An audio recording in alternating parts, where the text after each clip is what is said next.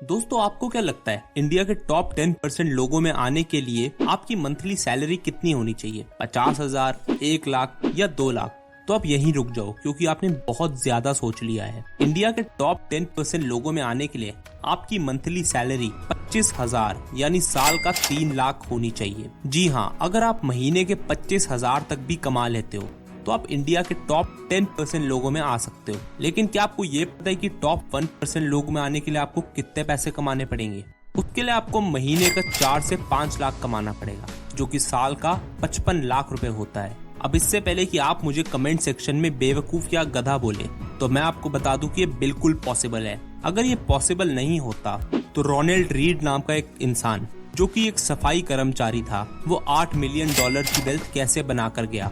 साथ ही ग्रेस ग्रॉनर, जो सिर्फ एक सेक्रेटरी की जॉब करती थी, वो $7.2 मिलियन के साथ कैसे रिटायर हुई। दुनिया में कोई ना कोई सीक्रेट चीज तो जरूर है जो इन लोगों को पता है और हम जैसे आम इंसान को नहीं पता। पर क्या हो अगर मैं आपको ये बताऊं कि एक बहुत आम बात है जिसे हम सब लोग इग्नोर कर रहे हैं। चलिए पता लगाते हैं कि प्रैक्टिकली कम से कम सैलरी में आप भी करोड़पति कैसे बन सकते हैं। Step 1, increase your income.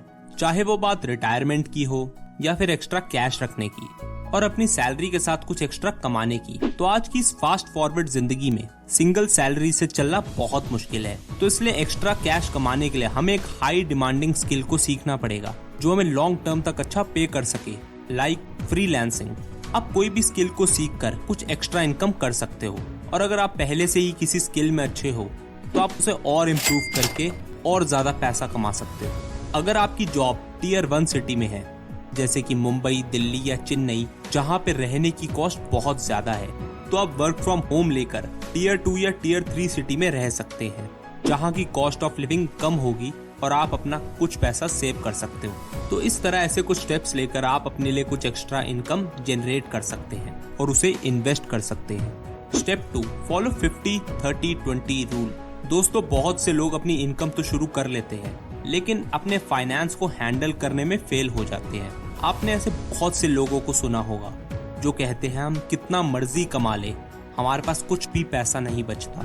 इसका सबसे बड़ा रीजन है बजटिंग ना करना। अगर आप 50-30-20 रूल को फॉलो करो तो आप अपने लिए शुरू से ही एक बजट तैयार कर सकते हैं और अपने लिए एक अच्छा फ्यूचर डिजाइन कर सकते हैं। तो चलिए जानते हैं कि आखिर ये 50-30-20 रूल कहता क्या है। इस रूल का मतलब बहुत सिंपल है। आपको अपनी सैलरी का 50% पैसा अपनी नीड्स के लिए रखना है, जैसे कि rent, EMI, food, water, clothing. ये सब खर्चा आपकी दिनचर्या के लिए यूज होता है और इसे आप अवॉइड नहीं कर सकते। इसके बाद 30% पैसा रखना है आपको अपनी वांट्स या डिजायर्स के लिए। डिजायर्स जैसे कि कार, वेकेशन, एक्सपेंसिव क्लोथ्स, कोई गेमिंग लैपटॉप या फिर कोई भी शौक की चीज। अब यहाँ पर कई लोग ये कहेंगे कि आपको ये पैसा खर्च नहीं करना चाहिए। वेल दोस्तों, अपने ऊपर पैसा खर्च करना खराब बात नहीं है, बट पहले आप थोड़ा अर्न करें और उस पैसे को अपने लिए सिक्योर करें। फिर आप अपने डिजायर्स पे पैसा खर्च कर सकते हैं, जिससे आपको बाद में रिग्रेट नहीं होगा। उसके बाद लिस्ट में बचता है 20%। आपको अपना वो 20% इन्वेस्ट करना है। हमारी इंडियन सोसाइटी में आज से कुछ समय पहले तक इन्वेस्टिंग को एक बहुत खराब चीज माना जाता था। लोगों को सेविंग्स का मतलब लगता था अपने घर की तिजोरी में पैसा रखना, और इन्वेस्टमेंट का मतलब लगता था सिर्फ गोल्ड या प्रॉपर्टीज में इन्वेस्ट करना। पर आज की डेट में 1.5 करोड़ से भी ज्यादा एक्टिव इन्वेस्टर्स हैं, इसलिए हमें भी कुछ ना कुछ पैसा तो इन्वेस्ट जरूर करना चाहिए।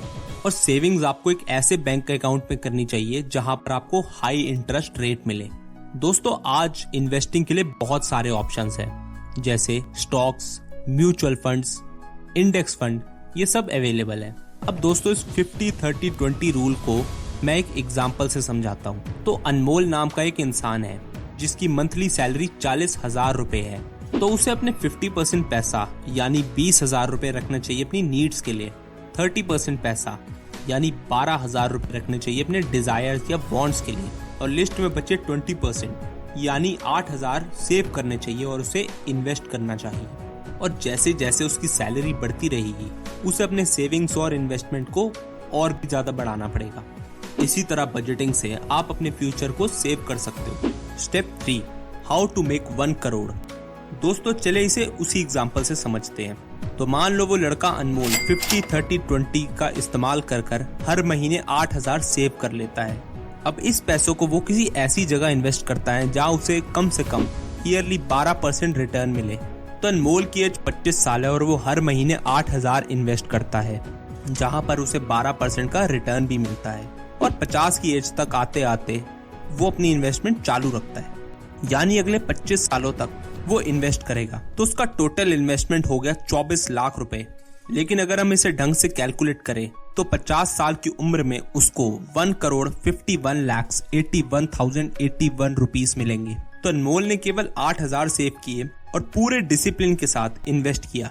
अब ये बात तो हम जानते हैं कि अनमोल का हर साल प्रमोशन भी होगा और वो और भी ज्यादा हायर पोस्ट पे जाता जाएगा, उसकी सैलरी भी इंक्रीज होगी।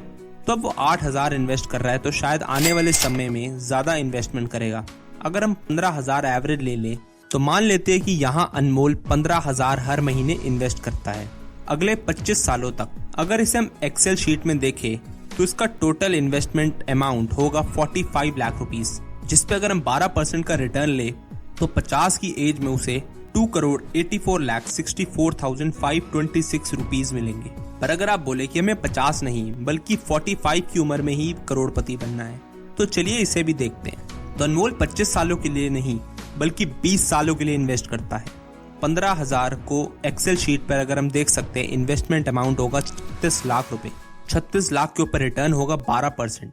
उससे 20 साल बाद यानी तो 45 की एज में उसको मिलेंगे 1,49,87,219 रुपीस, यानी लगभग 1.5 करोड़ रुपए।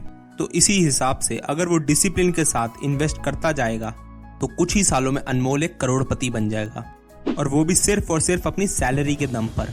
अब दोस्तों आप पूछेंगे कि 12% का रिटर्न आएगा कहां से? तो अगर मैं उसका एक सिंपल आंसर दूं तो वो है निफ्टी 50। आखिर निफ्टी 50 क्या है?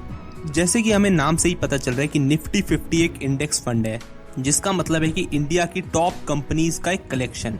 आप इसको एक बास्केट मान सकते हैं जहां पर 50 कंपनियों के स्टॉक शामिल होते हैं। तो अगर आप भी इंडिया की टॉप 50 कंपनीज जैसे कि टाटा, रिलायंस, महिंद्रा जैसी कंपनियों में पैसा लगाओगे तो ये बात तो पक्की आपको लॉन्ग टर्म में इसका फायदा ही होगा। तो अगर हम पिछले 20 से 25 साल का डेटा देखें तो निफ्टी में 15% से ऊपर का रिटर्न मिला है। और इसकी सबसे अच्छी बात यह है कि अगर आपको स्टॉक मार्केट की ज्यादा नॉलेज नहीं है तब भी इससे आपको फर्क नहीं पड़ता। आपको बस शिद्दत से हर महीने फिक्स अमाउंट डालते जाना है और बस फिर आपको करोड़पति बनने का इंतजार करना है। तो दोस्तों ये थी ये 4 अमेजिंग स्टेप्स जिनको फॉलो करके आप अपनी सैलरी से कुछ टाइम में करोड़पति बन सकते हैं। आई होप आपको ये वीडियो पसंद आई होगी। तो फिर इस वीडियो को लाइक करना मत भूलिएगा, शेयर और कमेंट भी करिएगा और इस चैनल को सब्सक्राइब करिए। तो मिलते हैं आपसे एक और नई वीडियो के साथ, तब तक के लिए।